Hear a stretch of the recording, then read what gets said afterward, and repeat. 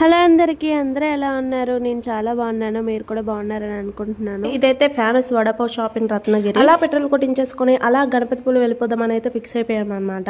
దారిలో చెరుకు రసం బండి అయితే కనిపించింది. సో చెరొక గ్లాస్ అయితే వేసేసాం అనమాట ఆ ఎండకి. అలా చల్లగా చెరుకు రసం తాగిన తర్వాత ఇంకా బయలుదేరిపోయాము గణపతి పులికి. గణపతి పులి అనేది ఒక వినాయకుడి టెంపుల్ అనమాట. రత్నగిరిలో చాలా ఫేమస్ అండ్ చాలా బాగుంటది టెంపుల్ అయితే. సో నేచర్ అయితే ఎక్సలెంట్ ఉంటది. ట్రావెల్ చేస్తున్న కొద్ది అస్సలు బోర్ కొడదు అనమాట. నేచర్ చూస్తూ చూస్తూ చూస్తూ ఉండిపోవాలి అనిపిస్తుంది నాకైతే రత్నగిరి చాలా నచ్చేసింది. చాలా అంటే చాలా, ఎందుకో తెలీదు, నేచర్ వల్ల బీచెస్ ఉండడం వల్ల ఏమో తెలీదు, చాలా నచ్చేసింది. బాగా కనెక్ట్ అయిపోయాను నేనైతే. బట్ ఈ ఇయర్ ట్రాన్స్ఫర్ అయితే వచ్చేస్తుంది మాకు. ఐలీలు చూసారు ఎలా ఉన్నాయి, అన్ని ఒకేలాగా భలే అనిపిస్తుంది కదా అలా ఉంటే. అలా కోరికలు ఎవరెవరికి ఉన్నాయో కామెంట్ చేసేయండి. అండ్ నెక్స్ట్ వచ్చేసాం కదా, అక్కడ బీచ్ చూపించానే, అది చూసారు కదా, అది అరవేరే బీచ్ అనమాట.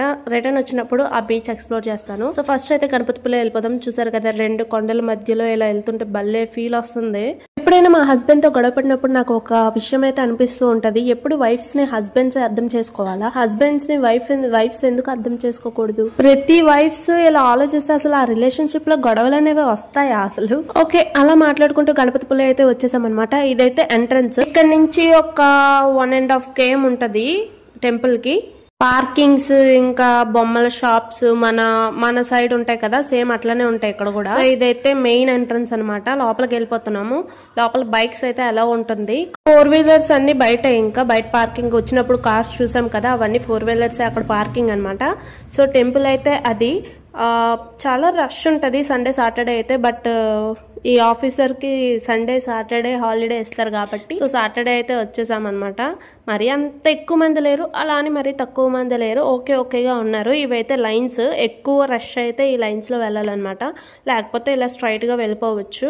అక్కడ బీచ్ కూడా అటాచ్ అయి ఉంటది, అది కూడా చూపిస్తాను. ఫస్ట్ అయితే దర్శనం పూర్తి చేసుకుని వచ్చేద్దాం రండి. సో మా ఇద్దరం చూస్తే ఇక్కడ ముష్కిన్ చెవులో అందరూ ఏదో చెప్తున్నారు. సో నేను ఏదో చెప్పేశాను, సీక్రెట్ అన్నాను కదా, ఏమీ లేదు, మీరు అలా జరగాలనుకుంటే అలా జరిపించండి స్వామి అని కోరుకుంటున్నాను. ఇక్కడ మా హస్బెండ్ ఏమంటున్నారంటే, ఇన్స్టాగ్రామ్ లో పూడమ్మ తల్లి టెంపుల్ వీడియో పెట్టాను, అది కొంచెం వైరల్ అయిందనమాట. సో దాని క్రెడిట్స్ నాకే కదా ఇవ్వాలి, నేనే కదా వీడియో తీసాను అంటున్నారు.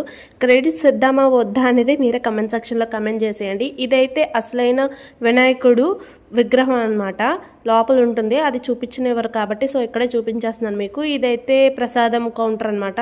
ప్రసాదం ఇంకా అభిషేకాలు చేపించుకుంటారు కదా ఆ కౌంటర్. అండ్ ఇదైతే టెంపుల్ మొత్తం రెడ్ ఉంటది బయటంతా. ఇంకా లోపలైతే పార్లర్ అయితే కట్టించారు అండ్ ఏసీ పెట్టారు, చల్లగా అనిపించింది ఎండతో వెళ్ళిన తర్వాత. సో అక్కడ కొన్ని ఫొటోస్ అండ్ వీడియోస్ తీసేసుకొని అలా వచ్చేసాము. చూసారు కదా స్టైల్ ఇచ్చేస్తున్నానే.